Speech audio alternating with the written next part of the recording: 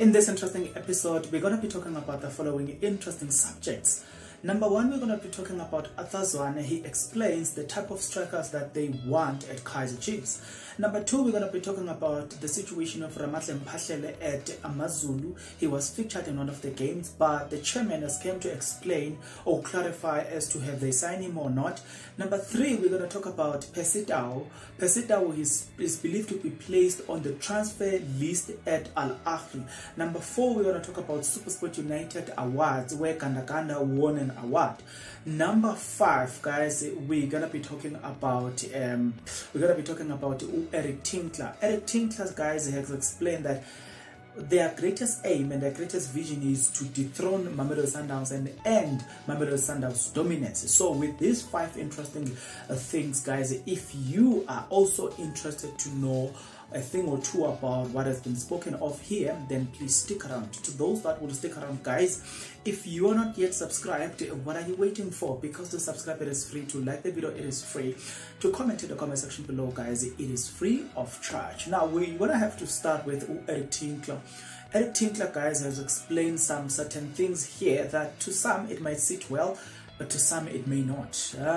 He explained that one of the greatest vision this season is for them to end the dominance of Mamelodi Sundowns. Now, he has got some interesting things to say, speaking to Itiski Times about the issue of Mamelodi Sundowns' dominance in the current or in the league.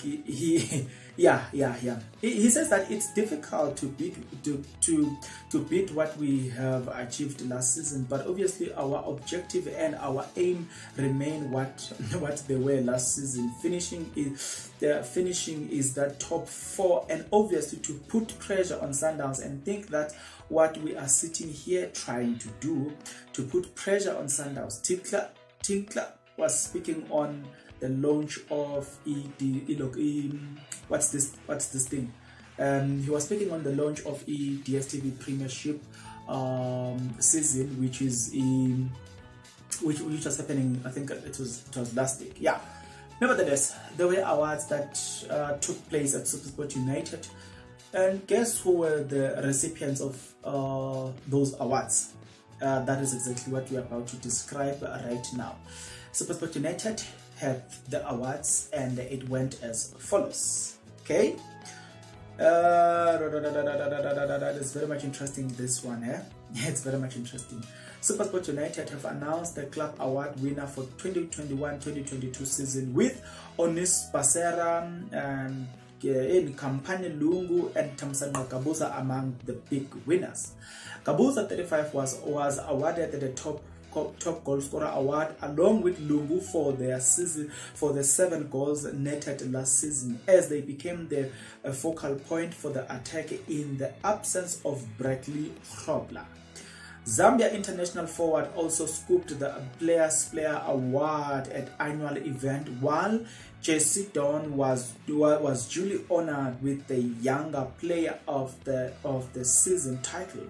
Despite having a squad picked with a youthful player, it was 36-year-old Zimbabwe left-back Onis Basera who scored the Player of the Season, as his third is all but 2 league games in all season that has passed. The veteran fullback who first arrived in South Africa with the Tembisa Classic 17 years ago, joined the stint with Maritzburg United, Golden Arrows, Jomo Cosmos, Kaizer Chiefs, English outfit, Bedvets, now with SuperSport United, and strongly he's aging, and that's what we can all agree on. Yeah, having said that, guys, a lot of you guys are very much interested to know what is going on with Kaizer Chiefs. A lot of you guys are very much keen to know what is going on with Kaizer Chiefs. They have recently released Beminimana. Yes, he is believed to be heading to Canada, because Mphahlele also made it clear that if they can find a player that is better than him, they will obviously sign that player. Even if I was that player, I would have left the club. Nonetheless, having said that, things happened like you see. The question was asked, What type of players then are you looking for? Because you are letting go of Ubemenyimana. Then you must please state what type of player are you looking for. Then Atazwane commented and has got this to say. Hey, yeah. Uzwane kodwa madoda. Atazwane. Then Atazwane asked him the type of striker that we are looking for. Those we have identified are not on the market. Their teams are not willing to sell. We have been attending all these pre-season tournament. Zwane told the media at the DStv Premiership launch in Randburg. He says, we are looking for a technical flexibility in final third entry. We are no longer looking for a striker who is sitting and waiting for a cross and all that. But we are looking for someone who can easily read the situation and pounce at the right moment. It's difficult to find those type of strikers who will be able to strike that balance of being mobile and be good finishers as well. That's why we will keep hunting. We will rather get a young one that we can work with, knowing that in 2 or 3 years' time he will give us something as a club. We have done that before. We have done that with Collins Mensuma. We have done that with Knowledge Msona, with Siyabonga Nomvete. All those players went on to play overseas. Nomvete went to play in Italy and Mensuma played in England, and Musona has been overseas ever since. So it tells you that we have a way of getting those players and they add value and get opportunities to showcase their talent overseas. Yeah. I guess nobody can argue with Kaizer Chiefs when it comes to that, eh? Nobody can argue with Kaizer Chiefs when it comes to that. And there's very much interesting school of thought in how Atazwane articulates his point around that. He said, we have done it with Nomvete, we have done it with Mbensuma, Msona, you name them. And if you're looking at those players, those were very, very, very great players at Kaizer Chiefs.